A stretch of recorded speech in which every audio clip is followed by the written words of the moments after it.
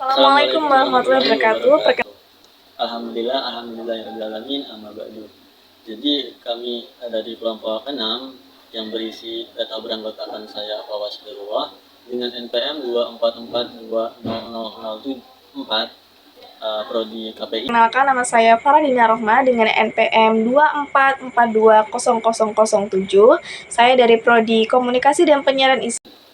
Adanya kami di sini ingin menyampaikan sedikit presentasi terkait PPT kami yang berjudul Manusia, Sains, Teknologi, dan Seni. Pada mata kuliah ISBD yang diampu oleh Dr. Johan Setiawan MPD. Tujuan adanya PPT ini untuk memenuhi tugas pada mata kuliah ISBD itu sendiri. Kami menyadari bahwa PPT pada kali ini banyak kekurangan dan masih jauh dari kata sempurna. Maka dari karena itu besar harapan kami kepada Bapak dosen dan rekan-rekan sekalian untuk memberikan kritik dan saran. Semoga PPT ini menjadi bermanfaat bagi segala pihak. Lanjut, manusia, sains, teknologi, dan seni. Kira-kira ada apa sih dengan poin-poin ini? Ada apa sih dengan manusia, sains, teknologi, dan seni ini? Ya, hubungan antara manusia dengan segala yang terhubung, sains, teknologi, dan seni terbilang unsur yang terus menyambung hingga pada masa akhirnya. Keempat unsur ini itu saling terkait dan saling mempengaruhi dalam kehidupan manusia. Pengenalan dari adanya keterkaitan ini mendorong manusia untuk terus mengembangkan sebuah peradaban yang tidak memiliki persamaan di sebelumnya. Teknologi sebagai inti peran dari masa kini sangat mempengaruhi suara seni budaya dan bagaimana perilaku masyarakat dengan tujuannya dalam penyelarasan fakta, keadaan, fenomena, dan segala sesuatu yang terjadi. Lanjut ke poin berikutnya, poin manusia.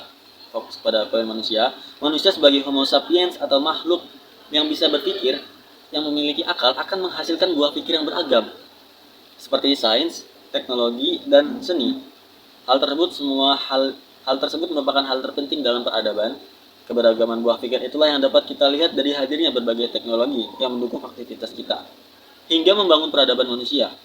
Kita mengenal teknologi pangan, kita mengenal teknologi kebumian, kita mengenal teknologi elektronika dan teknologi informatika, hingga teknologi yang melampaui semua ide tentang teknologi yang kita pikirkan saat ini. Ya. Lalu poin yang kedua yaitu sains. Istilah sains dari kata ilmu pengetahuan ya, sains.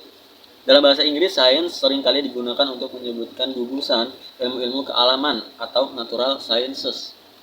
Istilah natural sciences ini dalam pendidikan Indonesia itu dikenal dengan ilmu pengetahuan alam atau disingkat IPA. Padahal terjemahan yang lebih tepat untuk natural sciences ini adalah ilmu-ilmu kealaman. Lanjut, ruang lingkup sains terbatas pada berbagai hal yang dapat kita pahami, seperti yang dapat dipahami oleh indera-indera kita, seperti penglihatan, sentuhan, pendengaran, rabaan, atau pengecapan. Atau dapat dibilang sains itu adalah pembuktian yang diperoleh melalui pembelajaran dan pembuktian. Ketika kita membicarakan teknologi, hal yang kita terbayangkan kemudian dalam benak kita adalah segala hasil pencapaian peradaban manusia. Hasilnya dapat kita lihat dalam wujud material ataupun peralatan yang berada di sekitar kita. Terminologi atau teknologi ini juga telah dimanfaatkan dalam wujud pemikiran yang bisa diterapkan seperti metode ilmiah beserta aplikasinya. Contohnya, pada era revolusi agrikultur, masyarakat beralih dari masa berburu dan meramu menjadi menetap dan bercocok tanam. Masyarakat memanfaatkan teknologi pada waktu itu atau segala perkakas dengan fungsi khususnya. Cara memberi makan hewan, cara penyerbukan buatan, perkawinan dengan bantuan manusia, ataupun sebagai lainnya. Memanfaatkan teknologi ini ditunjukkan untuk memenuhi kebutuhan pangannya dengan cara sengaja bercocok tanam ataupun memelihara hewan. Lalu, apa sih manfaatnya tentang seni? Kita perlu memahami estetikanya terlebih dahulu. Lalu, apa sih fungsi seni dalam kehidupan manusia? Yang pertama yaitu fungsi seni individual. Secara individu, seni dapat menjadi alat untuk pemenuhan kebutuhan fisik. Contohnya, seni dalam menentukan warna, bentuk, keindahan, ataupun keserasian. Tak hanya itu, seni dibutuhkan sebagai alat untuk pemenuhan kebutuhan emosional. Misalnya, Anda bisa melukis, menjadi penyair, membaca puisi, menyanyikan lagu, hingga menari. Yang kedua yaitu fungsi seni secara sosial. Fungsi seni secara sosial menyangkut dengan aspek inspirasi, informasi, rekreasi, pendidikan, keagamaan, serta hiburan. Sebagai contoh, seni dalam pendidikan dan hiburan menyangkut pertunjukan film, lagu, ataupun wayang. Apa sih dampak sains dan teknologi terhadap perkembangan seni dan budaya? Yang pertama, inovasi dalam seni. Teknologi memungkinkan penciptaan seni, bentuk seni baru seperti seni digital, animasi, ataupun seni interaktif. Hal ini membuka peluang bagi seniman untuk bereksperimen dengan medium dan teknik yang sebelumnya tidak mungkin. Yang kedua yaitu ada aksesibilitas. Internet dan media sosial mempermudah seniman untuk membagikan karya mereka hingga luas. Ini juga memberi kesempatan bagi penonton untuk mengakses dan menikmati berbagai bentuk seni dari seluruh dunia. Yang ketiga ada konservasi budaya. Teknologi membantu dalam melestarikan warisan budaya seperti pemindaian 3D untuk situs. Lanjut, dampak sains dan teknologi terhadap perkembangan seni dan budaya. Ya. Yang pertama, dampaknya inovasi dalam seni. Ya. Teknologi memungkinkan penciptaan bentuk seni baru seperti seni digital, animasi, dan seni interaktif. Ya. Hal ini dapat membuka peluang bagi seniman untuk bereksperimen dengan medium dan teknik yang sebelumnya tidak mungkin. Ya. Selanjutnya kedua ada aksesibilitas. Karena internet dan media sosial mempermudah seniman untuk membagikan karya mereka secara luas. Ini juga memberikan kesempatan bagi penonton untuk mengakses dan menikmati berbagai bentuk seni dan seluruh dunia.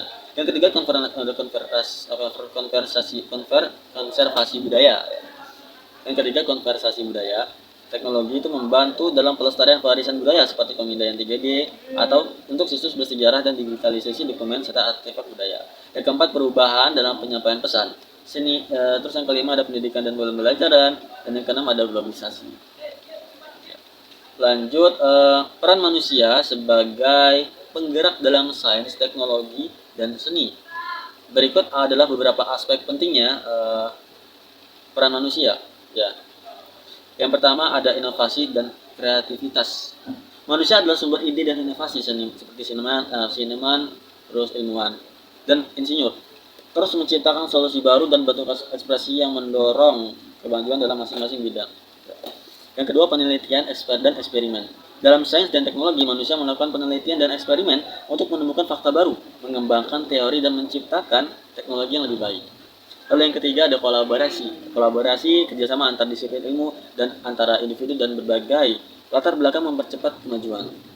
Misalnya kolaborasi antara seniman dan ilmuwan dapat menghasilkan karya seni yang memanfaatkan teknologi canggih. Lalu yang keempat, pendidikan. Manusia bertanggung jawab dalam mendidik generasi berikutnya, tentunya mentransfer pengetahuan dan keterampilan yang diperlukan untuk melanjutkan kemampuan dalam sains, teknologi, dan seni. Kesimpulannya, manusia sebagai makhluk kreatif memainkan peran sentral dalam perkembangan sains dan teknologi yang pada gilirannya berdampak signifikan pada seni. Sains memberikan landasan pemahaman tentang alam dan kehidupan, sementara teknologi memungkinkan penerapan pengetahuan tersebut untuk menciptakan inovasi Seni berfungsi sebagai ekspresi budaya dan refleksi sosial yang dapat menginspirasikan perubahan dan meningkatkan kesadaran akan isu-isu penting. Elemen-elemen ini sangat penting untuk membentuk individu yang inovatif dan peka terhadap lingkungan sosial dan budaya. Melalui kolaborasi antara disiplin, masyarakat dapat mengatasi tantangan modern dan membangun masa depan yang lebih berkelanjutan dan berbudaya.